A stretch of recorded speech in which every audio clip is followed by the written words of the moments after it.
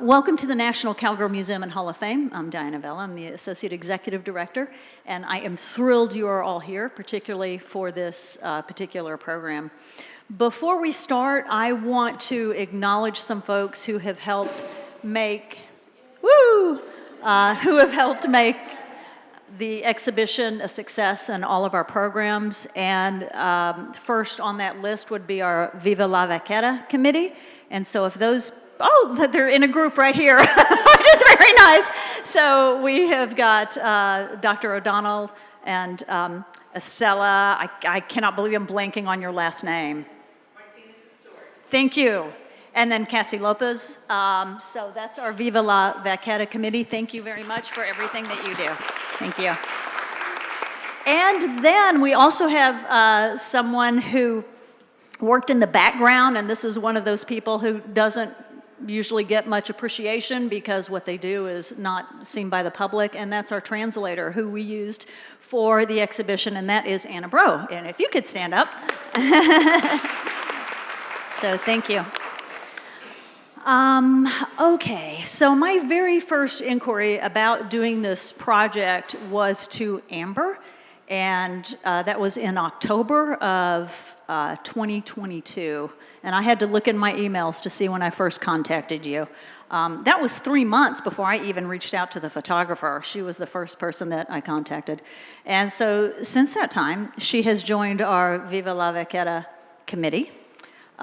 She has allowed us to film her team as seen in that gallery. That is them on the wall, these women right here.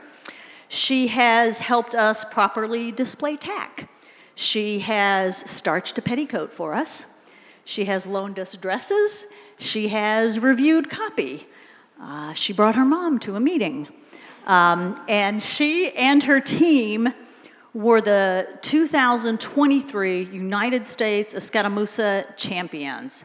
That means out of every team in the United States, this was your #1 team.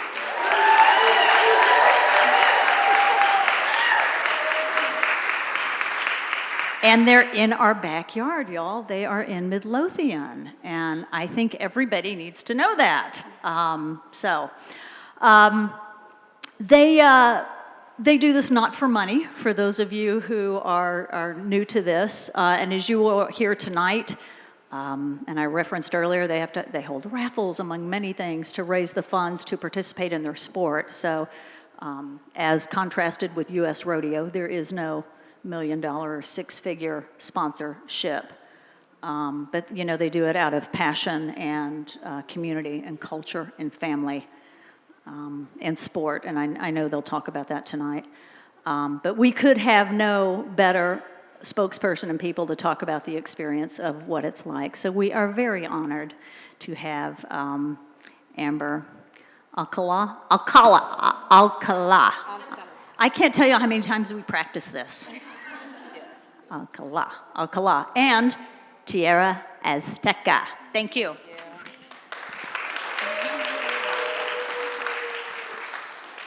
Hello. Good afternoon, everyone. My name is Paula Alcala. I am Amber's older sister, and I have the distinct honor of being a founding member and the current team manager of Escaramuza Tierra Azteca. It is a pleasure to be up here today for you all here at the National Cowgirl Museum and Hall of Fame. I would like to extend our deepest thanks to this institution, and specifically a special thank you to Ms. Diana Vella. We appreciate everything you have done for the Escaramuza community, your unwavering interest and support for our world and this sport. Your dedication to highlighting the significance of our tradition means the world to us. Today we have the privilege of presenting the beautiful tradition of Escaramuza charra from the perspective of us, Tierra Azteca.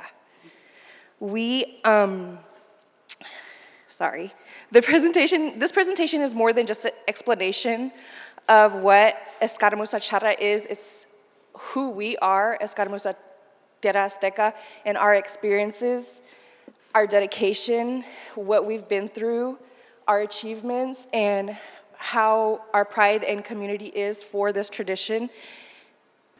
To begin, it's important to understand the broader context and the passion that drives us, specifically about what is charrería and,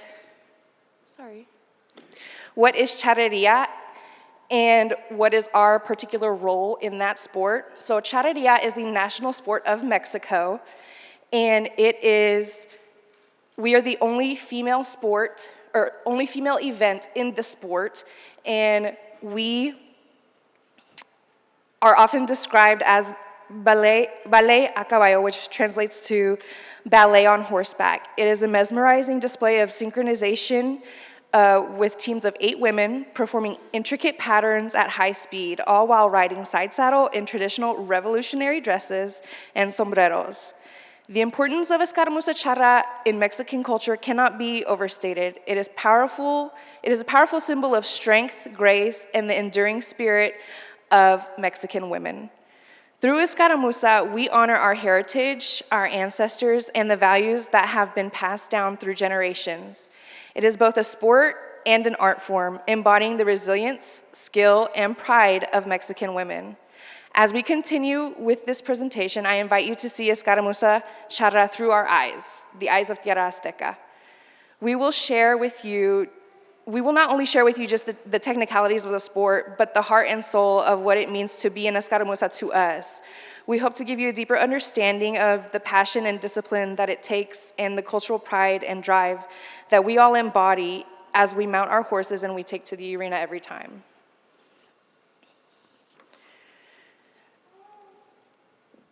So, I'd like to take you all on a journey of a rich history of charreria and the powerful evolution of the escaramuza charra. We'll explore the roots of the cultural heritage and the struggles women have faced to be recognized, and the legacy of the brave soldaderas who paved the way for the fierce competitors that you see today. Like I said earlier, charreria is the national sport of Mexico, but it originated in the 16th century as a way for ranchers to demonstrate their skills in handling livestock over time. It evolved into a highly organized sport, rich in tradition and cultural significance. The core of charreria is built around suertes, or events, where the participants showcase their expertise in various equestrian skills. Some of the primary suertes include cala de caballo. It's a demonstration of horse training and reining. Well, that's what the Western equivalent would be. And another suerte would be piales en el lienzo, which is charro lazos, the hind legs of a running horse, and jinete de yegua, which is a bronc riding event that tests the charro's endurance and skill. These events not only display technical skill, but they also symbolize the values of honor, bravery, and respect deeply embedded in Mexican culture. Despite the deep roots of charreria, women were not always allowed to compete. We weren't officially allowed to compete as an organized sport until the early 1980s. And before that time, women's participation was often just limited to the sidelines, supporting the men who dominated the sport. However, many women's determination to participate in the cherished tradition led to the creation of the escaramuza charra, an event that highlights the grace, skill, and strength of women on horseback. The escaramuza charra is the only event in charreria where women participate and compete. Men have 9 events, 9 suertes, and women have 1. It's a breathtaking display of synchronized riding, reminiscent of ballet on horseback. 8 women dressed in traditional Adelita-style dresses, like you see here, perform intricate routines on horseback. We require not only precision and skill, but also immense trust in our teammates and our beloved horses. The name escaramuza translates to skirmish in English, and it's fitting because considering the origins of where the escaramuza comes from. As the exhibit here displays, we are known as soldaderas to Amazonas. We started our attire and our garb are reminiscent of the revolutionary women of the Mexican Revolution, the 1824s or 1820s. During this time, soldaderas, or female soldiers, fought bravely alongside men. They would bring supplies and ammunition to the men hidden in their skirts. Here's where the lure of Adelita comes from. That's what we call this style of dress. We call these Adelita dresses. And the lore of Adelita, no one knows if she was an actual person, but legend has it that she was a woman of the revolution. She was a woman of the revolution, a symbol of the soldiers' courage and strength and symbol of female empowerment. These soldaderas, who were often seen riding into battle, have evolved into the escaramuza that you see today, women who bring the same spirit and bravery and determination to the arena. While the inclusion of women in charreria was a significant step forward, the journey hasn't been easy. Even today, women in charreria face challenges in achieving equality within the sport. Despite our undeniable talent and dedication, we often struggle for recognition, equal opportunities, and resources. The fight for a seat at the table continues as women push to break down barriers and demand the respect we deserve in these male-dominated fields. Escaramuza Charra is more than just an event. It's a testament to our resilience, strength, and passion for women who have fought and continue to fight for the rightful place in the world of charreria, our rightful place in history. From the soldaderas of the revolution to the skilled Amazonas of today, we embody the spirit of Adelita, carrying forward a legacy of courage and excellence. As we celebrate the rich cultural tradition, let us also recognize the ongoing struggle for equality and continue to support the incredible women who keep the tradition alive.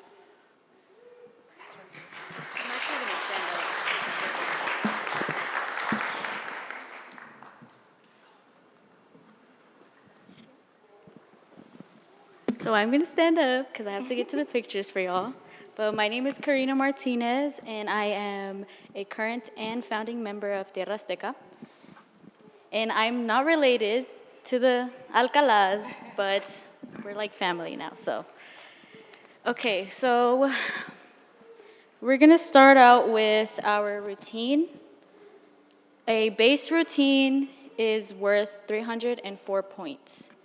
And the routine is made up of 12 exercises. So the first exercise is going to be a flor. Let's see if we have a picture of a flor. No? Okay. So a flor is translated to a flower. So we're making the exercise, and it just looks like a flower. And then we have giros, which are pirouettes, like Paula said, ballet a caballo, and pirouettes are in ballet. So let's see if we have any giros. No. But basically the horse is just standing on its hind leg and just going around. So we have 3 different types of giros. The first giro is a single giro, which everyone just does their own. And then we have a compuesto, which is an exercise that's made up of a giro, the 2 different giros. So it's a giro individually. There's 4 girls doing a giro individually, and then there's 4 other girls doing one in pairs. And that's our compuesto. I don't believe we have a picture of our compuesto up here, but whenever you guys check out the exhibit, y'all can see it over there.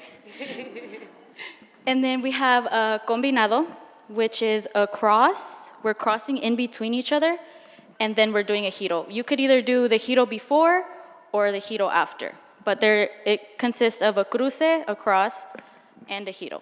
And everyone does it individually, or some people like to also do pairs. And then I was talking about crosses, cruces. We need to have 2 cruces in our routine. And then I think we do have a cruce up here. This one, right? This is our cruce? Yeah. That is our infarto. Yes. Infarto, which is like a heart attack, because it's so scary when we're doing it. Because we get to name our exercises on our sheet where they're announcing everything. And then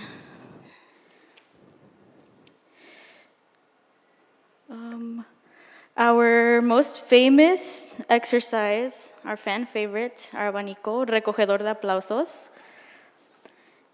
And then we also have a coladera, which is like a carousel. So we're all going in a circle, and then our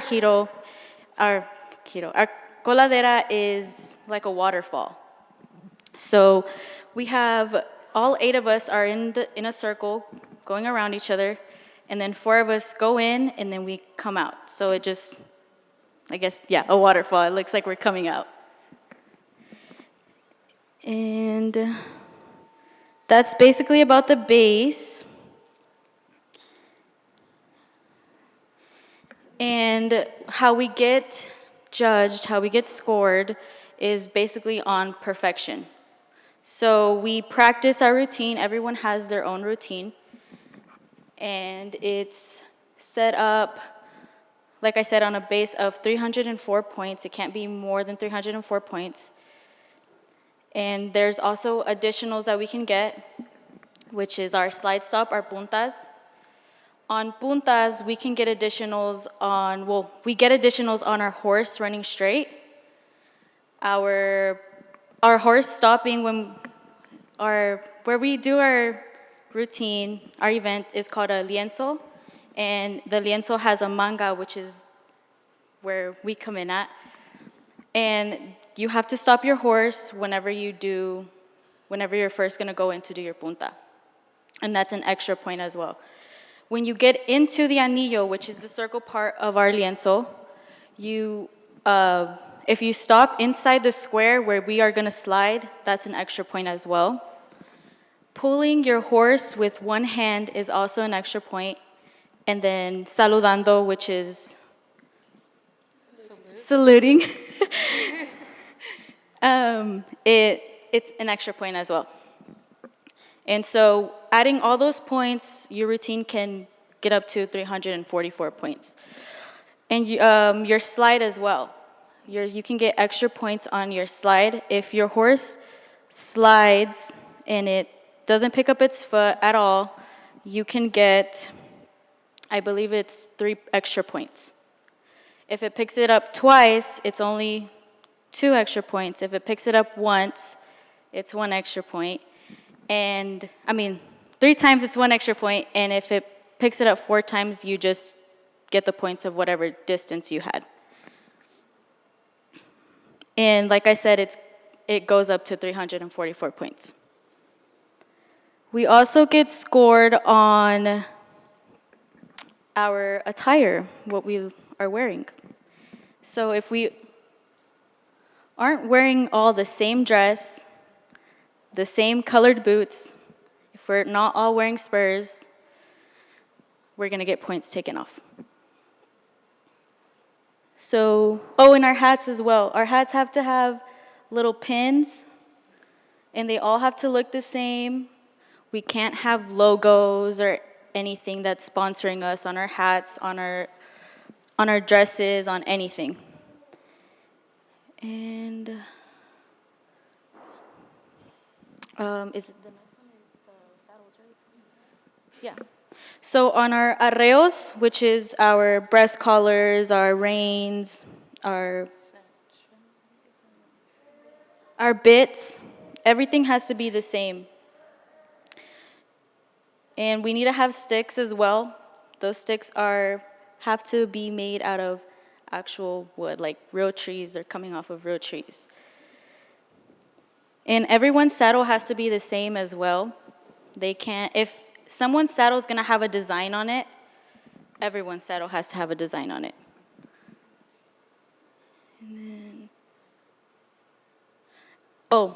And they're very, very specific about our hair color, what we have, like piercings. If we're going to have our ears pierced, we can only have just our regular ear piercings. We can't have more than that, and we're not allowed to have any nose piercings, any eyebrow piercings, no piercings at all.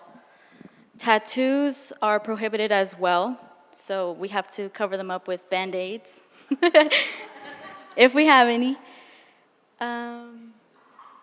They're specific on makeup as well. We can't be wearing crazy makeup. Everything has to be looking natural. Nothing, no bright colors, no nothing. Like I was talking about hair color has to be natural as well. No pink, no red, purple, blue, no vibrant colors. And then was talking about our dresses, and my teammate, Martha, is going to talk to you guys a little bit about that more.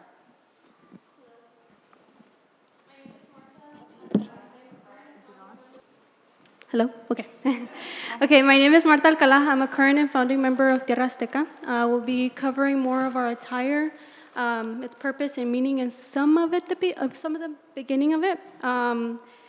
As Paula mentioned, this is an Adelita dress. I know there's a bunch of other forms of dresses in there, but I'm mainly going to speak over this one because it's what we wear whenever we compete. Now, I'm going to stand up just so I can show you a little bit better.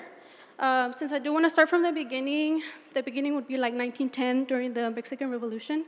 It was given its name then, however, this was just a typical style that women during that time wore. It was, hold on, let me grab my paper. So I can't remember, okay. Okay, so since modesty was expected, of course, we have the long dress. Without the puffy part on the bottom, it would go pretty much to our ankles. We wear the puffy part just mainly to give it some more volume. Now, the shirts, again, modesty, we have the long collars, we have the puffy shoulders, and everything pretty much has a meaning, a purpose as far as like our rebozo or the shawl, I believe it's called in English. This, we wear it around our waist, as you can see here, whenever we are riding. However, since we're just standing, we're just walking, we're not on horse, I have it like this, they have it like that. You can wear it in multiple different ways. And really, this is just because during the time, again, the soldaderas, whenever they would go out into war, they would kind of hide their ammunition either, yes, on their skirt, or they would cover it with their rebozo, with the shawl. Let's see. Let's go here. Again, along with the crinolina, we do have the starched petticoat or the crinolina. We starch it with either like Stay Flow nowadays, or yeah, it's like a powder. Yeah, okay. And yeah, again, it adds volume. Whenever we do run on the horse, since it does add the volume, we do have to wear what is the calzoneras under, or bloomers, which again, it was just typical of the time for the women during those times to wear them. Boots. We wear the boots because, again, if you're riding horses, I feel like you shouldn't be wearing anything other than boots. And then we wear one spur, which is on the left foot. Okay, so just one of the spurs. We are, again, as she was mentioning, we are scored on our appearance as well, not just the routine. So everything has to be organized, precise, not a single hair out of place. I don't know if you can see, everybody pretty much has like a gel on their hair or make it look nice and neat.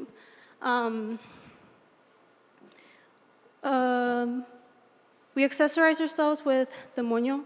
I think this is just for us to make it look a little bit more elegant, more pretty, because we are girls, we bring beauty to the lienzo or the arena. Let's see. She touched a little bit on the sombreros, which, yes, they have to have chapetones or just buttons that go there. Again, we're a competitive team, so they have to be on there. If not, we'll get points taken off. But if you're just a single person competing in a single event, then you don't have to do that. You can wear your fancy hat and it'll be fine. Let's see. Accessories, we have can you show your bag really quick? This one, yeah. So now we have that. That's not typical of the time or anything. We just like to dress it up nowadays. We've changed the colors. Back then it was very more neutral, like white, plain colors. Now we have like these fancy colors, red. We love the blue. In all of our pictures, I think we're all wearing blue on most of them, except for like we've now started wearing more different colors, like the black and the red. But yeah, we like to showcase everything. I think for all of us, it's very important to always look the way we look, because it's very important for us to, it's our pride, I guess, and honor for all of our ancestors, our families. A lot of us are, or a lot of them are first, what's the word? First generation Americans. But so yeah, their parents are, they're Mexican and everything, so it's very important for us to give them that. Yeah. Thank you.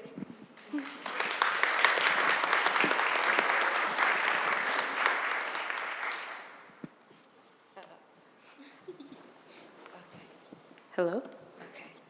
Hello, my name is Amber Alcala. I am founding member and captain of Escaramuza Tierra, Azteca. We formed in 2017, the late 2017, and began to prepare for our first competitive season in 2018. Quickly making a name for ourselves, but we are not just about competition. We are about family and power and the shared dreams that we all have together. Tierra Azteca began in the back of my parents' field, where rocks literally marked our anillo, which is our circle part of our lienzo, where we do all of our exercises at. Literally just a dirt field with some rocks that we put out with some measurements so we could know where to go. And then, so it was definitely a humble beginning for us, and it's obviously grown into something truly special. Most of us are family up here, and then we've just gained family members along the way. But yeah. And so 6 of us, there's a team of 8. That's all we can have in our team. 6 of us are current founding members. So that says a lot about us. We are a very tight-knit, family-oriented team. When we started, we were a bunch of young girls. As y'all see here, we are still young girls. So we started when we were maybe like 15 in Tierra Azteca specifically. So we've all grown with each other. And we all had a vision whenever we made this team. We knew what we wanted, what our goals were. And so we were determined to pursue our goals no matter the obstacles that were in our way. We said it a lot, which was whatever it takes. And that has stuck with us since day one. We put in the hard work and dedication needed to turn our dreams into a reality. Over the years, we've grown not only in skill, but in our bond as a team. Tierra Azteca is more than just a name, honestly. It's a testament to what can be achieved when passion meets perseverance. We're proud of where we started and even prouder of where we're headed. So just imagine a group of young women, each driven by the shared passion of their craft. Some still in school, college, working full-time jobs, and even new moms as we're getting older. And yet 2 to 3 times a week, 2 to 3 hours out of those days of the week, we make time, come to practice, and when we're there, we're committed to what we're doing. Whether the sun is blazing down on us, the roar pours down, or the occasional rare Texas snow blanket, we still come out and we practice, and I promise you, yes, we do. We practice in snow, rain, pouring on us, mud, slinging all over us, but we got to get the job done. So, like I was saying, our motto, whatever it takes, is not just a saying, but it is a way of life. It's a reminder that success is not handed out. It is fought for in every practice, in every drill, and in every performance. We are young women who know that the journey to excellence requires sacrifices. Sacrifices of time, comfort, and even sleep. But we also know that these sacrifices pay off when we step into that lienzo, confident in our abilities, prepared to give our all. It's a journey that we started in the back of our field, and this journey has just brought us to the forefront of our sport, Escaramuza. Recognized for our skill, precision, and teamwork, we understand that there is always room to grow, always something new to learn, and we embrace every opportunity to do so. The dedication shown by Tierra Azteca serves as a powerful example to us all. It's a reminder that no matter the challenge, no matter the obstacle, true commitment can lead to extraordinary achievements. We do not just practice, but we live our passion every day, embodying the spirit of champions. I feel like that sits with us very well because I like to consider us a team that comes from literal rags to riches, like a Cinderella team. None of us have a lot of money. So we have one sponsor that takes care of us, and that is the owners of the team, Alfredo and Christina over there. And yeah, so everything for us is we didn't have to pay individual money for. They knew what we wanted. They knew what we had a goal, and we would put our minds to it. So they provided us with what we needed. So I do consider us like a Cinderella team because we quite literally came from rags to riches. But since our first year competing in 2018, Tierra Azteca has consistently been a force to reckon with. In just a few years, we have placed in the top 3 in multiple Texas state competitions, which is a testament to our dedication and hard work. But our journey did not stop there. Like Ms. Diana Vela said at the beginning, in 2023, we did achieve something quite extraordinary, twice actually. So we became the Texas State Champions in 2023, and then later on, we decided to go ahead for the USA Nationals and then place first at USA Nationals. So 2023, we held the title for Texas State Champions in USA Nationals. Goodness. Sorry. Our achievement, so in this sport, there are two state competitions that are required to participate in order to qualify or get your chance at a pass at your Nacional in Mexico, which is where you want to go. That's what we work for, is our Nacional in Mexico, where we can represent our state, represent where we come from, represent our parents. That is like our dream. That is where we want to be. And so in 2023, we did get that pass, being Texas State Champions, and then solidified that pass even more at USA Nationals, because USA Nationals first place also gets the pass. So with that being said, we were able to go and represent the state of Texas at our Congreso Nacional in San Luis Potosí, Mexico, 2023. So this was actually the first year, 2023, where a U.S. team would have a chance at getting a final spot without technically getting that high pointage, because Texas teams or any team out of state really has to rent and pay for horses down there. No team from out of state is going to take their horses to Mexico. So basically, we drive down there. We have 2 to 3 days to work with the horse we just learned and try and dominate our routine in those few couple days to try and get a spot at your final at that Mexico National. So with that being said, last year at our 2023 Congreso Nacional, we did place second in the USA category of teams. So that's something really cool also.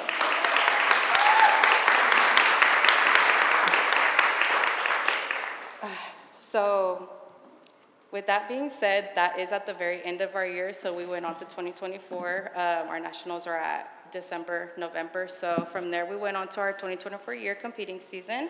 And so this year, we were able to get the crown for the Texas State 1 championships, adding, of course, another significant title to our growing list of accolades.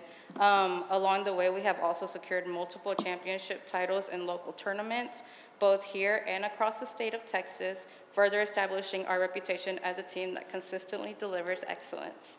Tierra Azteca's journey is a story of relentless perseverance, teamwork, and a deep-rooted passion for what we do. From our beginnings, marked by a simple anillo on the back of our field, to standing as a champions and state national stages, we have proven that with hard work and united spirit, anything is possible.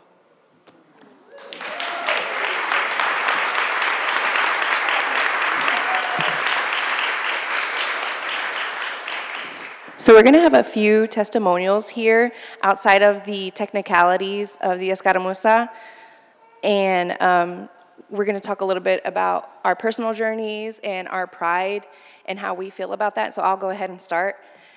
I am the oldest person here. I am actually not a current team member. I am a new mother. My little baby's over there. But I am a founding member. This is my sister Amber, and my cousin Martha, my cousin Jasmine, and our new family, Mariana, and Karina's just been family. But I started riding in the Escaramuza when I was 11 years old. My family, we're originally from Irving, and we moved to Midlothian. And my parents, my mom rode in the Escaramuza. My dad's been a charro his whole life. My dad's from Zacatecas, Mexico. And woo, that's right. And it's just been instilled in us a lot of pride for where we come from and who we are. As Martha said, we are all first gen, and there's this saying that's ni de aquí ni de allá. So we always have this like identity crisis of who are we?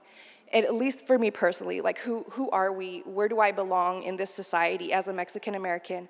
And I think being in the Escaramuza really sets a place for us to be proud to be Mexican and American and especially showcasing that here in Texas and the United States. I started riding when I was 11 years old on another team near Midlothian. And if you, in these pictures, you see a lot of us, especially Jasmine, as little babies just riding.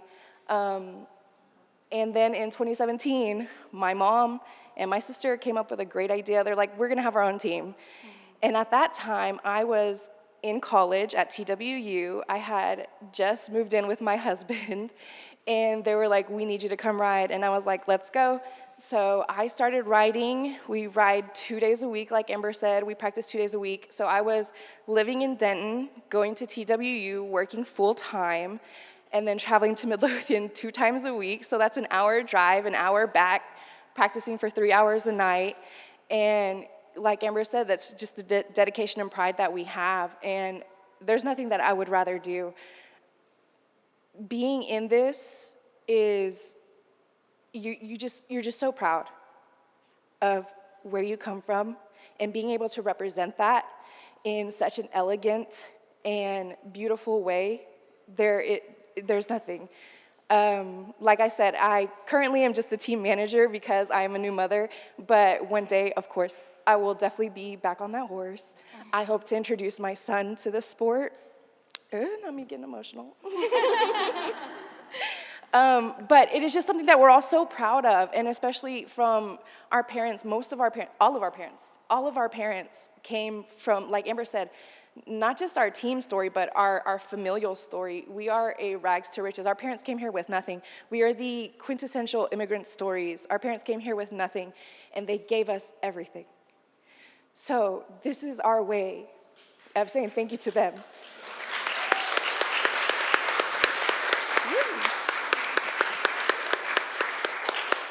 And we couldn't be any more proud than thanking our parents for introducing this lifestyle to us. Like Amber said, it is so expensive, and we would not be able to do it without them. Their drive, their passion is instilled in us, and we hope to instill that into coming generations.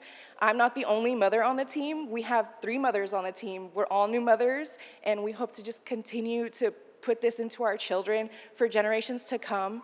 And it's just something we are so proud of, and it's just an understatement. Pride is just such an understatement. It's just a feeling and a spirit that we are born into it, and we are so happy to be here, being able to showcase this to you all who might not have known otherwise without this generosity of the Cowgirl Museum, Ms. Diana Vela, to showcase us and our traditions and our culture that we just love being a part of.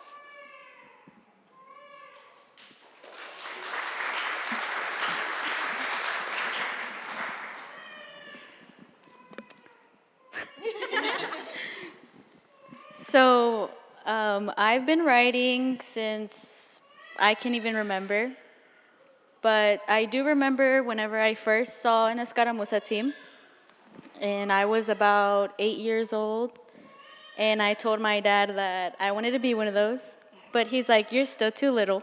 You need to be 10 years old. So I waited. And right when I turned 10 years old, he bought me my first saddle, my albarda, which is the saddles that we use.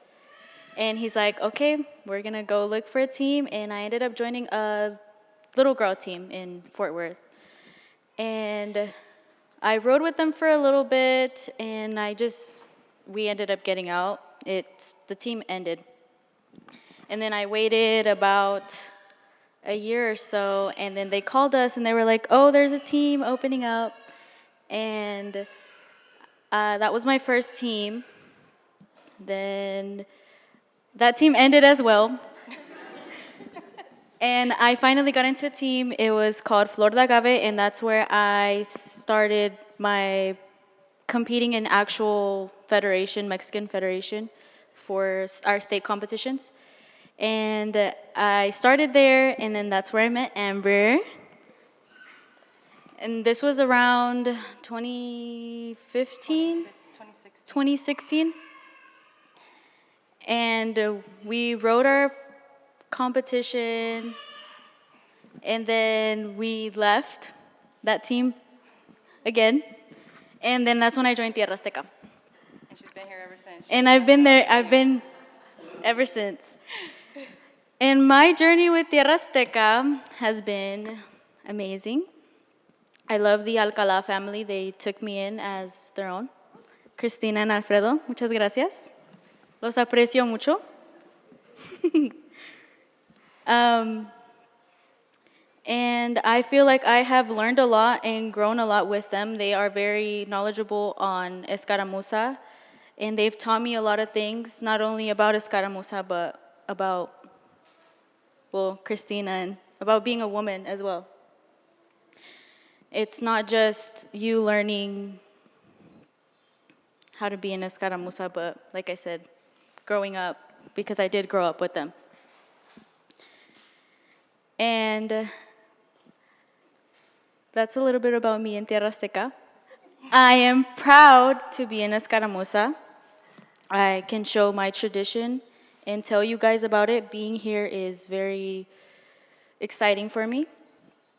And even though my parents aren't here, I'm very grateful for them and my dad for always supporting me. He's always been my #1 supporter in everything I've ever done. He's actually right there helping me put my bit on my horse. He was working tonight, so he couldn't be here. But that is the person that I feel like I owe everything to, for introducing me to horses, always taking care of me. Even though he knows that I know how to saddle my horse, he's still gonna do it for me. But yeah, that's a little bit about me.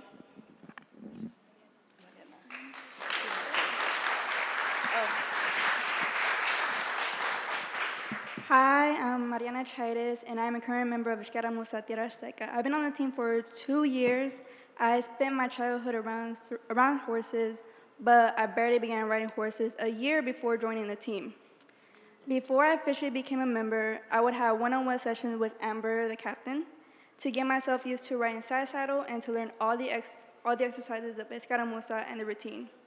The moment I witnessed Escaramuza, I automatically knew I wanted to do Escaramuza. And that's when I confided my older brother, who was with the baby, him over there.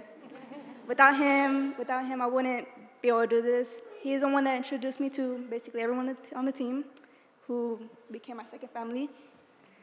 And he and I practiced daily. And it took a lot of time. A lot of yelling, for sure.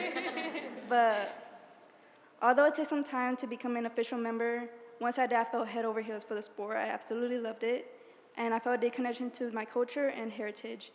I am so excited to see where the future leads me and my team to, and I'm so beyond grateful to share the journey with these amazing girls.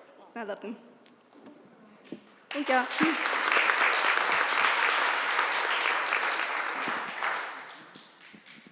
Hello, I'm Jasmine.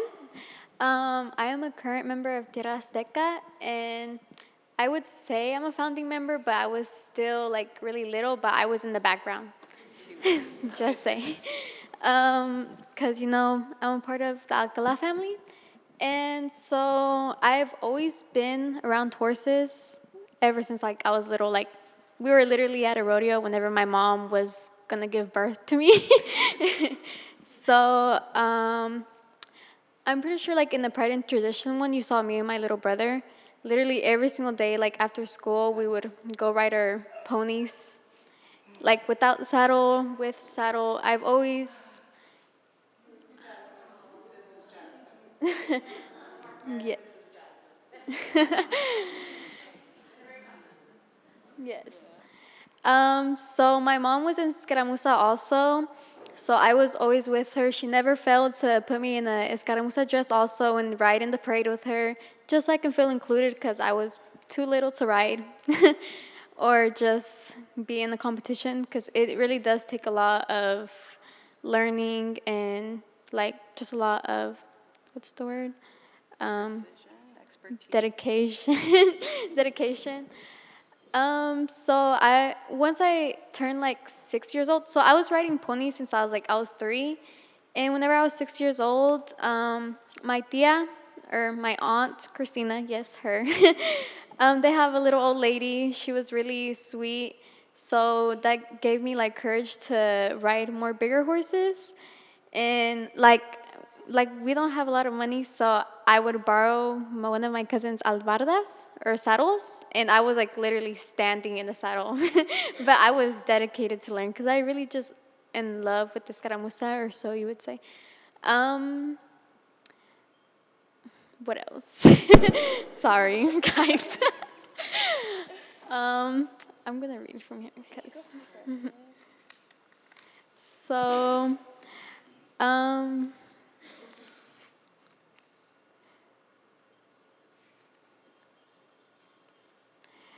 so, sorry guys. I would help we would do American rodeos, and I would help in that so I can get a little bit more concept of escaramuza. Once I was 13, Amber finally asked me to join the team. And, like, sorry guys, I'm not good at this. um,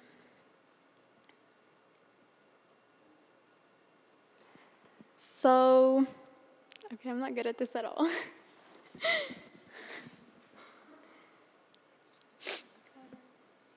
I was 13 whenever I started with them. I was excited, but I was nervous because it does take a lot of dedication. I would go like after school to practice more because we do take it serious because it is a lot of money for the competitions. And sorry, I'm not good at this at all. I would just say that I'm proud to be on this team, and I'm so proud of how much we've grown together, and I've gained more confidence to be on this team. Okay, I'm done.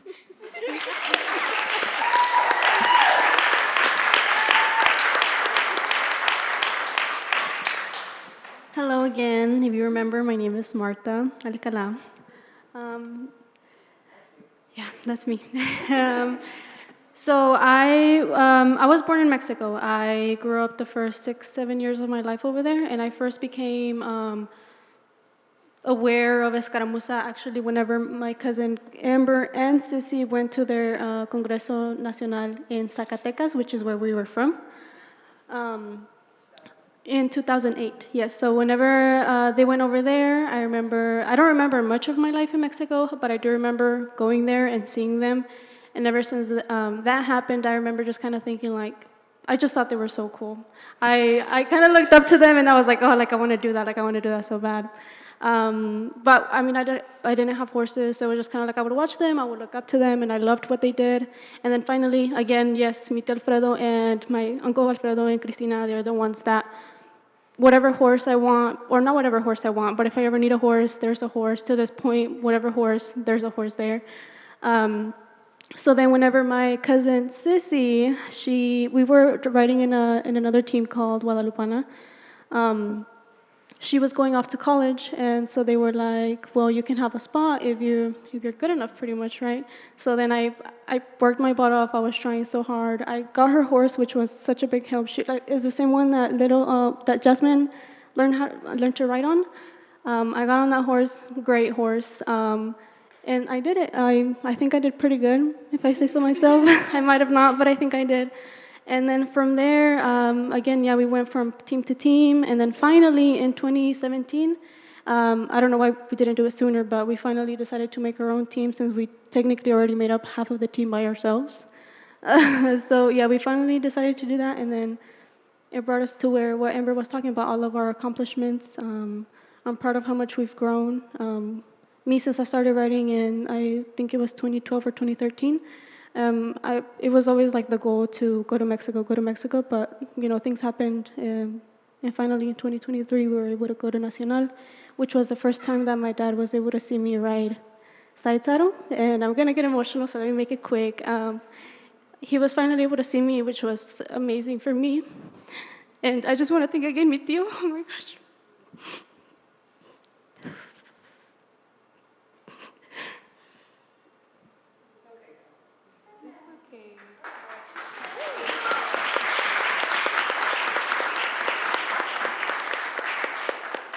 I'm sorry. As you can see, it's a huge honor to even be here and everything that we've accomplished together. And so, yeah, thank you for having us here.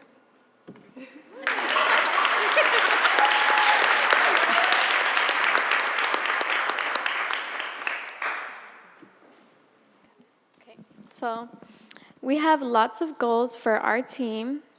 And so the goals for our team and how they shape our journey ahead for the 2025 season. Our goals help us navigate challenges and celebrate achievements along the way. We maintain to have the same goals every year, even if they are achieved. We aim to strengthen our bonds and have an environment where everyone feels valued and supported. So I would say like our goals do like keep our team like organized, because like it keeps like our head in this our head in the same mindset, I would say. Our goal, I would say, is to clearly win and to get a better score every single competition, or just to maintain. We would say like at least 300 or more. If not, it's okay. Not every single time. Like one day we will be up, and the next day we can just be down. But we just kind of have to get used to it and just try to like learn from our mistakes.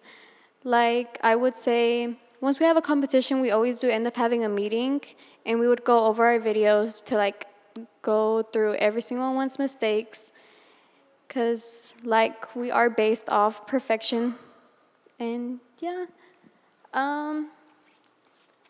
So we do have upcoming events. We do know like way ahead of time. And so we are all excited for all of our upcoming events. And with great excitement, I would like to introduce y'all to an upcoming event if y'all would love to come. It's in the Dallas State Fair, October 6th. For Jerry Diaz, it shows the charreria, how many events is it? Suertes?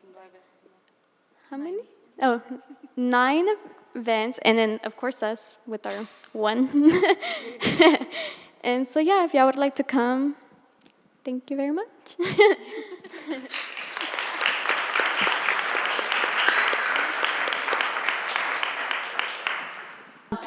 Just a couple of points to the comment back here. Anyone can go to these competitions. You can go to the Lienzo and pay your $20 or whatever, and that's what certainly I did when I was starting research. I mean, it's going to be triple digits, but anyone can go, and it's fabulous. I mean, they have food there.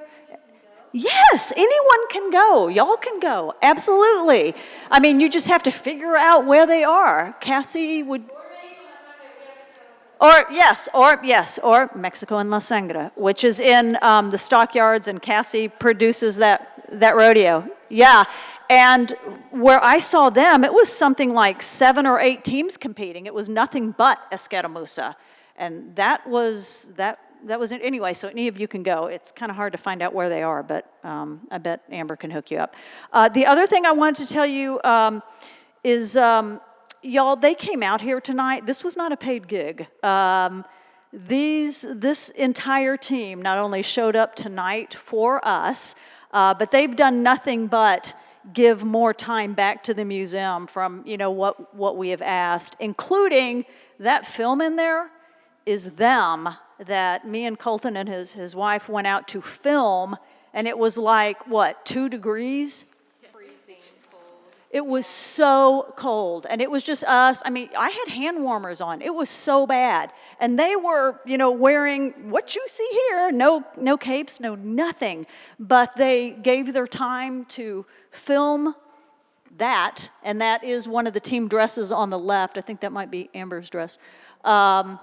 Just so, again, this speaks back to the passion and such, just so that we could build this exhibition. So I just wanted to tell you guys, thank y'all so much for everything that you're doing.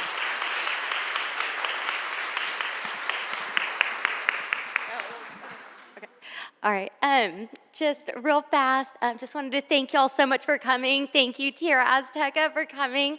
We absolutely loved having y'all. Be sure to follow them on social media. I'm sure they're going to post future events upcoming where you can see them. Please follow them. They are going a lot of places. They are amazing, and we look forward to seeing y'all continue to succeed and win. And thank y'all so much for coming. We have 2 more Cowgirl Connections coming up. It's a monthly program series that we have, and we would love for all of y'all to come back and join us. Our next one is going to be September 5th. And so mark your calendar, follow us on social media, and we look forward to seeing y'all at the next one. So thank you so much.